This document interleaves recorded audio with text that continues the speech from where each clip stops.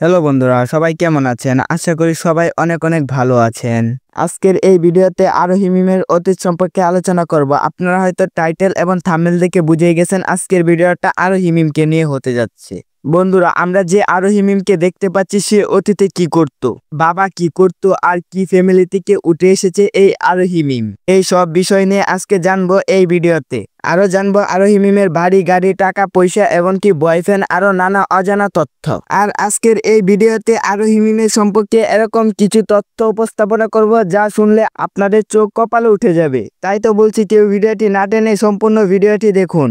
তো আর কথা না বাড়িয়ে চলে যাই মূল টপিকে যাওয়ার আগে আপনাদেরকে ছোট্ট একটা রিকোয়েস্ট করব, যারা এখনো ভিডিওতে লাইক করেন নাই একটা লাইক করে চ্যানেলটাকে সাবস্ক্রাইব করে দেন, যাতে পরবর্তীতে সবার লাইফ স্টাইল সম্পর্কে ভিডিও আপনি সবার আগে পেয়ে যান। তার পুরো নাম হলো আরোহী মিম, তার ডাক নাম হলো আরোহী, তবে তার ফ্যামিলিতে সকলেই তাকে মিম বলে ডাকে। আরোহী মিমের জন্ম 12ই ফেব্রুয়ারি 2004 সালে, সেই হিসাবে 2025 সালে তার বয়স এসে দাঁড়ায় 20 বছর। তো বন্ধুরা, আরোহী মিম জন্মগ্রহণ করেন ঢাকা ধানমন্ডিতে, তবে তার বর্তমান বাসস্থান হলো ঢাকা ধানমন্ডিতে। প্রিয় দর্শক, আরোহী মিমের উচ্চতা 5 ফুট 4 ইঞ্চি, তবে তার ওজন আনুমানিক 50 কেজির মতো।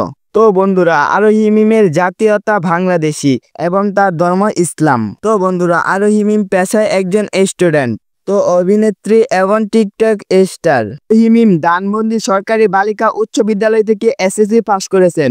আরোহী মিমের পরিবার 5 সদস্য বিশিষ্ট, তিনি সহ তার বাবা মা আর তার 2 ভাই রয়েছে পরিবারে। আরোহী মিমের 2 ভাইয়ের মধ্যে একজন আরোহী মিমের বড় আর একজন আরোহী মিমের ছোট।